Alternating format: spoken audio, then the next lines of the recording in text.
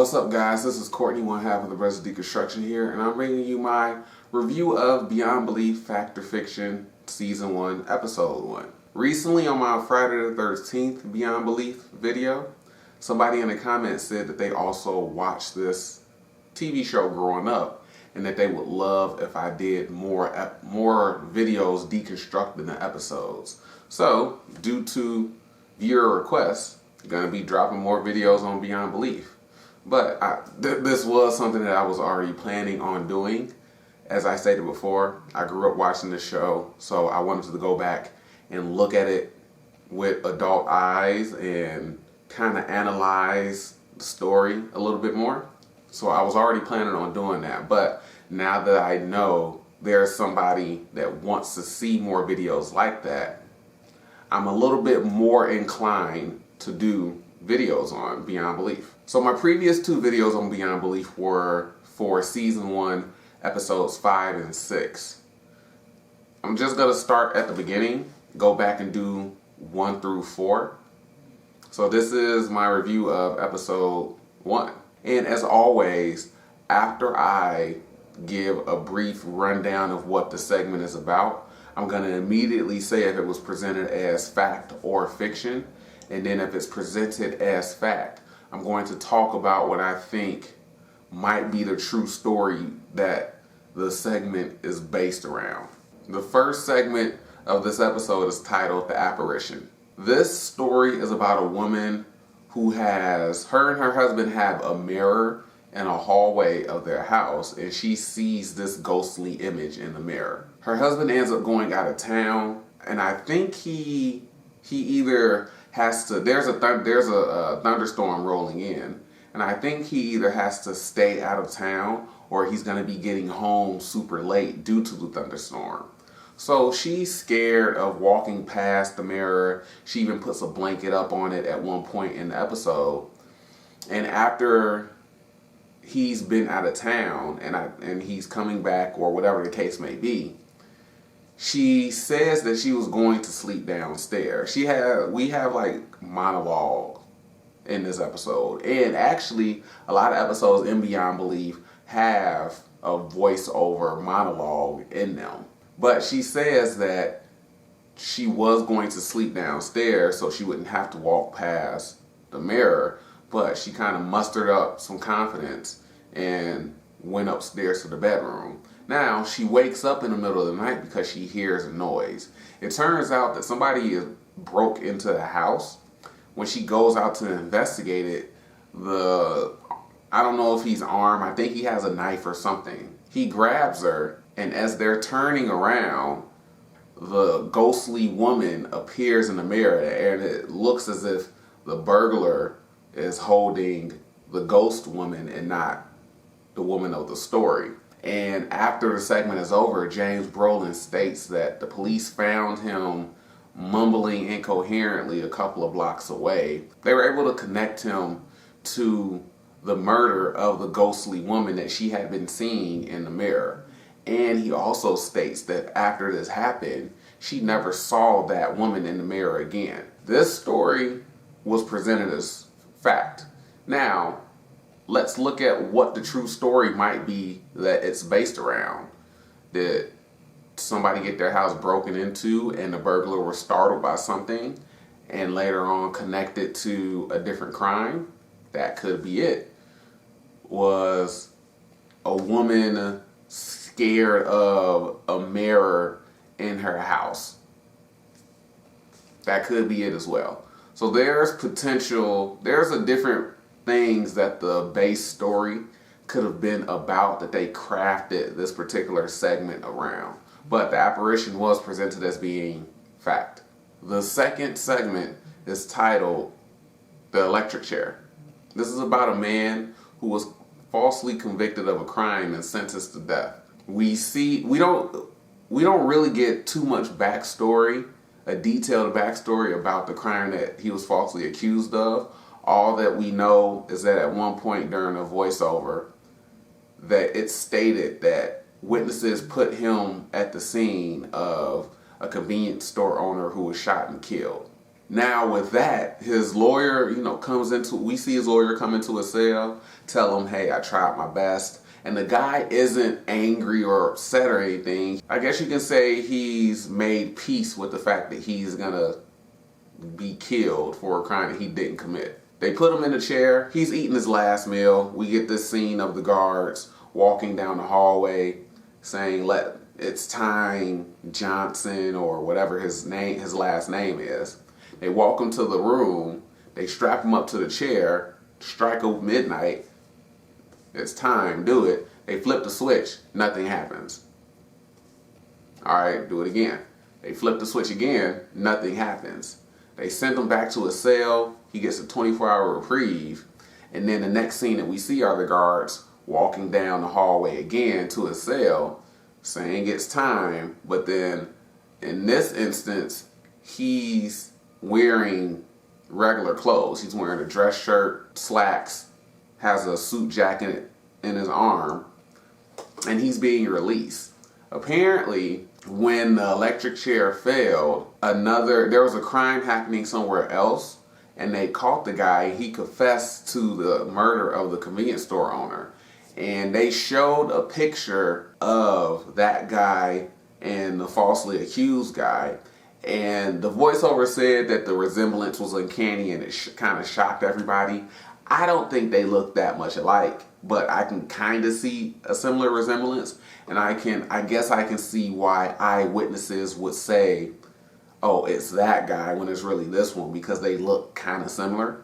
But this story was presented as fiction, so there's really no kernel of truth to get into it. The third segment of the episode is titled On the Road. This story is about a jazz singer, I believe. She sings jazz. Anyway, she's a singer. She's on tour and she's away from her family. Her husband is her manager, and her daughter, they have a daughter together who's probably, this is like one of the first appearances that I can think of Persia White from Girlfriends, and I knew her from Girlfriends, but then when I went back and watched Beyond Belief and I saw her in this episode, I was like, hey, I know you. But the family is at home. She's on the road touring. She's supposed to be flying into Jacksonville or something like that. And she calls her husband. We don't hear the exact dialogue of the conversation from her end. We just see him responding to her. But basically she tells him, let's meet up at that old club that we used to go to. Now off screen, the daughter also gets a phone call from the mom and is told, go over to the club as well. They go there and they immediately start reminiscing about memories that they had with mom at this particular club. And the daughter even ends up finding her. She states that mom gave me these earrings, but she lost one. She ends up finding the earring in the club, and then the dad gets a phone call from a venue owner or something like that and tells him that the band, everybody on their plane died in the plane crash. Now, before he tells the daughter this, they figure out what time did mom call, because apparently the plane crashed at like 10:30. They both state that they got phone calls after 11. He tells her there's an accident, their plane crashed, they're all dead, and they get like a moment to embrace. This story was presented as being fiction, but this was one of the few Beyond Belief stories that kind of got to me, simply because anytime somebody loses a parent in a story, me having lost a parent, I can easily relate to that. So I kind of get a little invested in that moment. The reason why watching this at the time of this recording last night got to me a little bit more than it had before is because when I stated that I was going back home for a personal matter, that was because a friend's mom who I was close to passed away. So it just made me think back. Them reminiscing about their memories with their mom made me think back to all of the memories that I have with her. So it kind of got to me just a little bit more than it would have. But it's interesting to think that stories, and I don't want to go on too long of a tangent, but it's interesting to think that stories can do that. The fourth segment is titled Number One with a Bullet. It's based around a woman who finds out that her husband is cheating on her on their anniversary. He's a police officer and he's cheating with a female training officer, I believe. And you know, one of the funny things about this particular segment is that she sees a police car in the driveway. She parks, comes in the house. Now she says, "Honey?"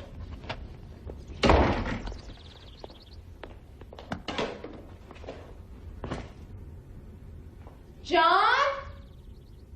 This, apparently John and his coworker, they don't hear her, or he doesn't hear her, until she's already outside of the door trying to muffle herself. So you mean to tell me you didn't hear her come into the house and announce herself, and she had to follow the stereotypical trail of clothes up to the bedroom door, and then all of a sudden, Cop. He trained other cops, and he was well liked. What's wrong? I thought I heard something. Oh my God, you think it's your wife? dude, she's already outside the door. I don't know. It was weird. But she ends up telling them to get out, ends up grabbing his gun off the dresser. Her and her husband, John, wrestle with it. I can't remember the woman's name, but her and John wrestle with the gun. She ends up getting shot and dies. Fast forward, her friend, the woman's friend from work, makes a stop by the house when John and his new wife, which was the training officer that he was cheating with, John is mowing the lawn. This friend from work pops up with a gun of her own, shoots at John, hits the tree. He doesn't hear it. Now, I don't know if mowing the lawn, if a lawnmower sound can actually muffle the sound of a gunshot. That's something for Mythbusters, not for me. Now, that particular tree is a tree that John and his previous wife carved their names into. The new wife didn't really like it, tells him to cut it down. So he, revs up the chainsaw, goes to cut it down. The blade hits the bullet that's embedded in the tree, and it drives it into his chest, killing him. This story was presented as true. Did a woman catch her husband cheating on her? That could be the true part of the story, and they just added all the other stuff. As I stated before in one of my previous videos about Beyond Belief, it's so hard trying to do your own research about these cases that they present as true, because you can't just search the exact details of the story, because they even stated in this episode, James Brolin states at the beginning of the episode, names and details have been changed to protect the people of the story. So, a story that's presented as being true that took place in New York in 1960 might have actually taken place in New Mexico in 1965. The last and final segment of this episode is titled Dream House. And it's about a woman who, her and her husband are in the market for a new house. And she's been dreaming about this one particular house. Now, one of the cool things with this episode, since it's the first one, a lot of the little vignettes that we see in the intro come from this first episode, like from the apparition, the woman waking up in the middle of the night. That's in the intro. The panning across the yard and going up to the front door of the house and into the house is from Dream House, from this particular segment. But this woman has a dream about this one particular house that she's been dreaming about every night for the past, couple of weeks or so. And she's been talking to her husband about it. He's skeptical. Like, look, we need to not get too excited. We need to keep looking. So while they're out on the hunt, they pass the house, or they're driving past the house, and she gets them to stop, saying, "This is the house." They go into the house. He's like, "Whoa, you can't just go around walking into people's houses." She just walks right on in, starts pointing stuff out. "Hey, I told you about this. I told you about that. This is the house." And she's really, really excited about it. She ends up, the agent that represents the owners end up saying, hey, this house is going, you're lucky, this house is going on the market today, let me show you around. And one of the funny things in the episode, or in this particular segment, is that when she says, oh, let's check out the backyard, they have a pool, and you've always wanted a pool, the agent looks at the husband and asks, your wife, she's been here before? And the look that he gives her. Your wife, she's been here before. So after looking at the house and putting in a bid, they're waiting for feedback. And they're both talking, this house is worth a lot, it's way out of their price range, and their bid is really low in regards to how much the house is actually worth. And the agent comes back and says, looks like you got yourself a house. The husband says, this house is worth a lot more. And the agent says, yeah, but the owner told me to take the first offer. That makes the husband a little skeptical. Hey, what's wrong with the house? She says nothing. Structurally, the owners think it's haunted. And the wife says, I don't care if this house is haunted. We're buying this house. The owner of the house comes into the kitchen, and the agent says, oh, this is so-and-so and so-and-so, the people who bought your house. And as soon as she sees the woman, she says, it's you. You're the ghost. You're the one haunting this house. You were here every night. I was here every night, but that was only in my dreams, wasn't it? this story was presented as being true. What's the kernel of truth for this particular story? Did a woman dream about a house that she ended up buying? Did a woman actually astral project herself into looking at a house every day, which led the owners to sell it to her and her husband because she was the ghost haunting it? But that's my look at episode 1 of season 1 of Beyond Belief. As always, guys, I appreciate the support, whether it's 1, 5, 10, or 100 views. Be on the lookout for more videos about episodes of Beyond Belief and just TV shows in general. Goosebumps, House, maybe Twilight Zone, maybe Outer Limits. As you can see, you can tell what type of shows that I'm into. Go check out my other super late review for Spider-Man 3.